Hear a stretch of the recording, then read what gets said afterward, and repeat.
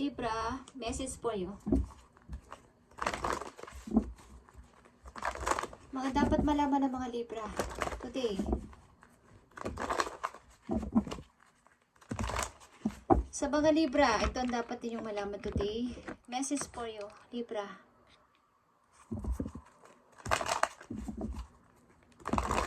Message for Libra.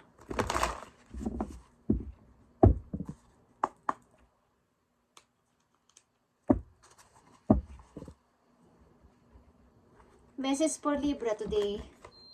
Andito ang inner child. Libra, ito ay about sa inyong sarili. About sa pagpansin sa sarili. Ibalik rin yung dati ninyong ikaw bilang tumatawa ng maayos, masayahin, at kumbaga, ibalik niya yung dating kayo, coming home. Okay? Sapagkat ang ilan sa inyo ay nakakaranas ng nandito ang temptation. Okay. Parang mga something na masasama sa paligid sa inyong mga kakoneksyon. So, the fairies of playfulness remind you to make time to embrace your inner child. Playing keeps us young at heart. Do something silly and fun but stay safe. Okay. Pansamantala nakalimutan nyo yung mga nangyaring masasakit sa inyo sa mga nakaraang mga buwan, taon sa inyong buhay at maging playfulness. Kumbaga is makisabay. Kumbaga kung may mga anak kayong dalagita, binatilyo, makisabay kayo sa kanila sa pagiging isang masayahin at yung parang still young. Okay? Feeling young pa din yung inyong heart. Walang pagbabago. Kahit ano pang edad din nyo sa kasalukuyan is manatili kayong parang bata lang. Okay? Huwag nyo masyadong isipin ang mga nangyayari sa inyo na hindi nyo kayang i-control sapagkat mangyayari is mangyayari. Gawin nyo lang na sumunod sa agos ng sitwasyon sa kasalukuyan, Libra, at umalik sa pagiging dati ninyong ugali na lagi kayong masayahin, may panahon sa sarili. Okay, Libra? Message for you. Dalawang napakahalagang message today for you. Para sa mga Libra. Sa mga Libra na bibigyan ng message today. Okay. Nandito din ang taking shelter. At naghahanap kayo ng totoong pamilya. Yung parang magiging masaya kayo talaga ng 100%. Andito ang traveling lightly. Simplify your life. Yun nga yun, guys. Huwag yung masyadong gawing big deal ang nangyayari sa inyong paligid, sa inyong mga tao na ka-surround sa inyo. Maging may problema man kayo sa mga anak niyo, sa asawa, sa boyfriend, sa girlfriend, o sa inyong pamamahay kasama sa mga bahay na tao is i-enjoy nyo lang ang nangyayari sa kasalukuyan. At kumbaga sa isang nagta-travel is wag masyadong magmadali. I-enjoy nyo yung panonood ng view sa labas habang kayo ay nakaupo sa isang, kung kayo nakasakay sa bus, i-enjoy nyo ang panonood ng mga magagandang view o mga nadadaanan ninyong mga magagandang tanawin sa labas. Huwag nyo madali na, sana makarating na ako, sana makarating na ako, okay. At makakarating kayo hanggat umaandar ang bus. Okay. At nandito ang fog in, okay? Go slow, take time. At ito ay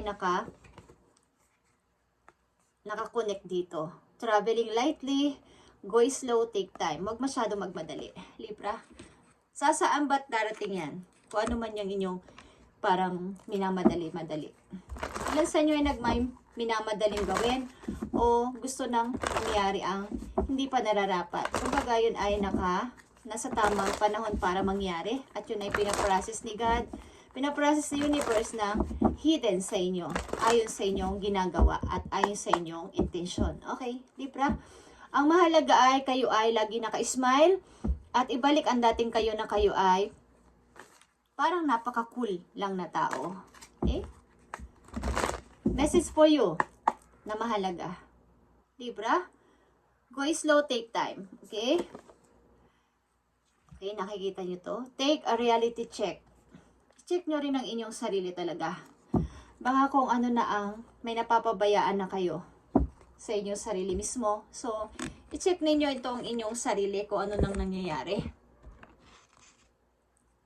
Baka napapabayaan nyo na talaga ang pag-ayos din ang inyong sarili mismo. Huwag masyadong magmadali.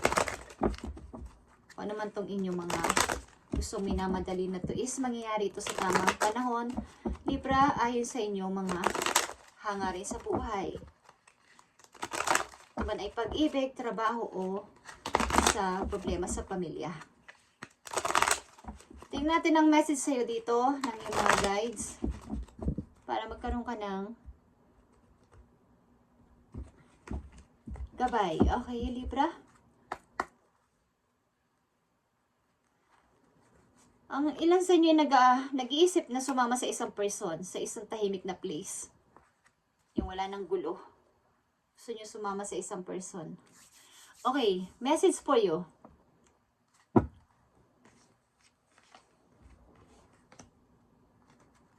Message for Libra. Okay guys, the Hierophant. Ito ay pagbuo ng isang pamilya o nasa isang pamilya na kayo guys at may mga usapin. May mga konting problema sa inyong pamilya na pinag-uusapan. At yeah, nandito ang 6 of Wands. Nandito din ang 10 of Swords. At nandito din ang 4 of Swords. Yeah guys. Ito ay urong-sulong na talaga na pagpapasya at something na kayo ay naka-stuck sa isang sitwasyon at kayo na-drain na dito. Problema ito sa pamilya. May problema kayo sa pamilya na medyo parang kayo ay nawawalan na ng pag-asa at nangihina na rin kayo dito kung ito pa ay mariresolve pa ang problema na usapin pamilya. At meron sa inyong nagpapayo dito na Libra, i-give up mo na yan. Lumayo ka na lang kaya o iwanan mo na yan. Okay? Tao man yan ng gusto nyong iwanan o sitwasyon nyo sa buhay is mukhang kayo ay nangihina na din ang katawan dito dahil sa sobrang maraming gulo sa paligid. So, maring kayo ay sasama sa isang person para magkaroon ng katahimikan ang isang sitwasyon dito. Sapagkat parang wala kayo nakikitang pag-asa na ito magiging okay pa. May mga nagtataksil din sa inyo at may mga nagsisinungaling. At hindi ko alam kung ilan sa inyo ay nagkakasakit, okay, o nangihina ang katawan. Libra, panatili mo lang ka naka-smile. Kaya dito ang inner child. Ibalik mo yung pagiging isang ikaw at ngumiti. Okay? Libra, message for you dito sa yung mga Libra nandito sa reading. Instead of pushing yourself so hard, stop, breath, and reevaluate. You are doing enough. Libra, even if it doesn't feel like it, don't wear yourself out to the point of it is not worth it. Balance your time more wisely. Okay? Nandito yung sa halip na hindi mo nga, katulad na sinabi ko kanina, yung mga hindi mo kayang i-control na hindi pa dapat mangyari ay wag mo na munang ipagpilitan this time. At itong problema na to sa inyong pamilya, itong hinaharap mo na to ay matatapos at matatapos to. Nagawa mo na ang lahat at something na ikaw ay magpahinga, magbigay ng tamang time sa iyong sarili at wag masyadong isipin ito.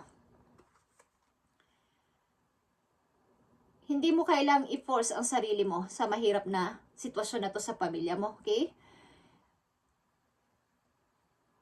You are attracting everything you need. Trust the timing of your life. Okay, like I said, mag-trust ka sa timing na ibibigay sa'yo ni God. At magpahinga ka, magpagaling, at kumain ng tama, ang masustansya. Huwag mong isipin masyado ang mga ito. At baka magkaroon ka ng sakit, okay, sa mga Libra na nandito sa reading. Is sinasabihan kayo dito na kayo ay maglaan ng maraming oras sa inyong sarili at huwag masyado itong gawing big deal sapagkat kayo ang talo dito. Mukhang kulang kayo sa bawa, hindi na kayo binibigyan ng pagmamahal ng ilan sa mga kamag-anak ninyo, pamilya nyong kasama sa bahay at ang sakit sa dibdib. parang hindi na kayo makahinga ng maayos. Ang gawin mo dito ay, instead of pushing yourself so hard, breathe and reevaluate. You are doing enough. Libra, nagawa mo na ang kaya mong gawin at part mo dito sa kanila. At, kumbaga, hindi ito nararapat na ikaw ay mag-sacrifice dito, na ikaw ay nahihirapan. Parang nag-give up ka.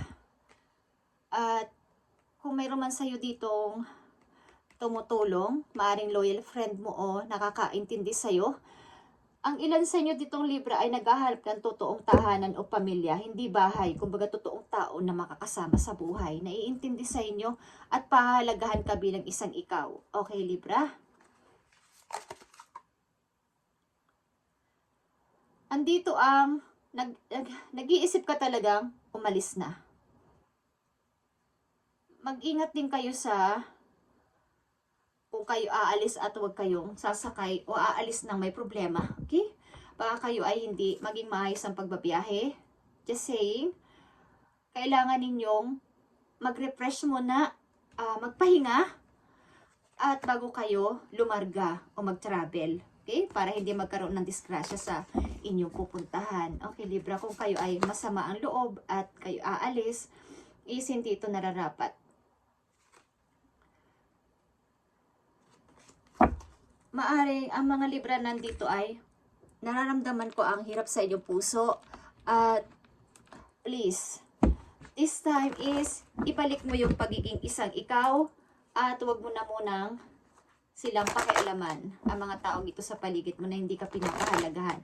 Feeling mo ay nabablock ka at walang pwede sa'yong tumulong.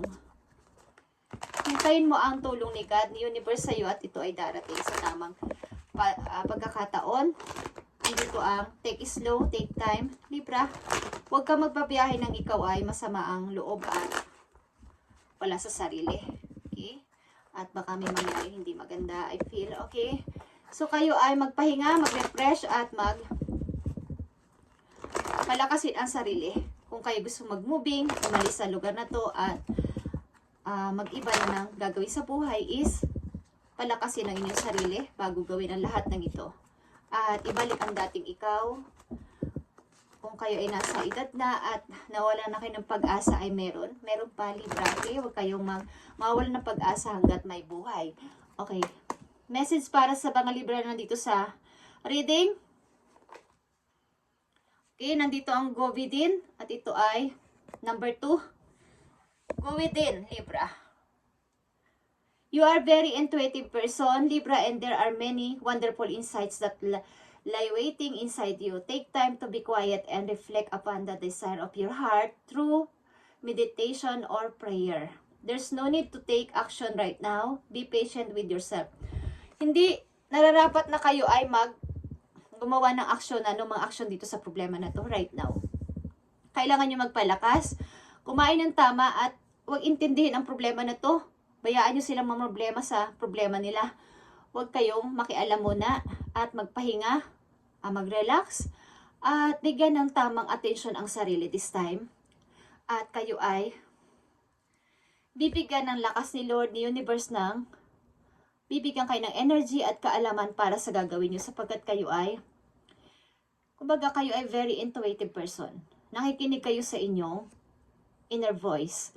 Okay? Sa inyong kutob, sa inyong kaba, bibigyan kayo ni God ng knowledge. At ang gawin nyo ay mag-meditate at mag-pray. Para dito. Okay, Libra? Ang mga Libra na dito sa reading ay masama ang pakiramdam, nakakaramdam ng lungkot, at mahinang katawan. Okay. So, kayo ay wag munang magdesisyon kapag kayo ay masama ang loob at mahina pa ang katawan. This time is, ang gawin nyo ay magpalakas at mag-pray at mag-meditate.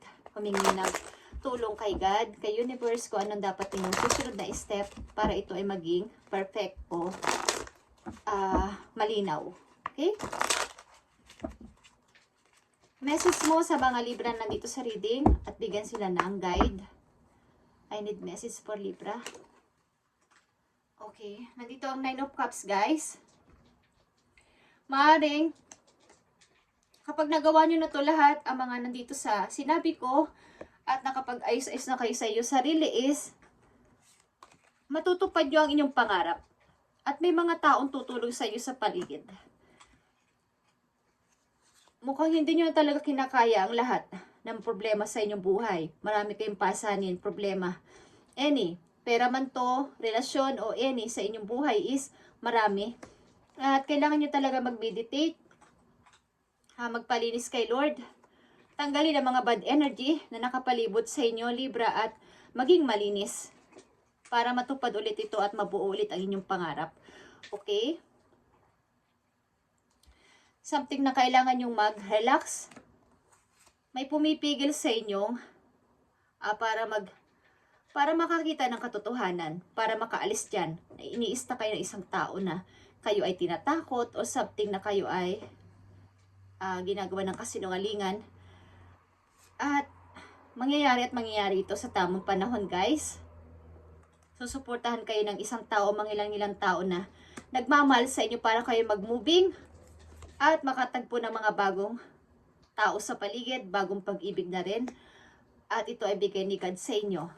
Okay? Dadalhin nyo na lang ang kaya nyo dalhin at iiwan ang problema na to para sa kanila. Okay? Libra, thank you and God bless sa mga Libra na dito sa reading. At sana kayo ay magtuloy-tuloy sa paghihiling. At ang ilan sa inyo ay nagkukulang na sa pagkain o hindi kumakain ng mga maaayos para kayo lumakas. Okay. At maaaring kayo gusto niyo lumipas sa isang place na tahimik lang with your child maybe. At may tutulong sa inyo dito. Galing ito sa ibang lugar. Maaaring inyong pamilya ay hindi na okay.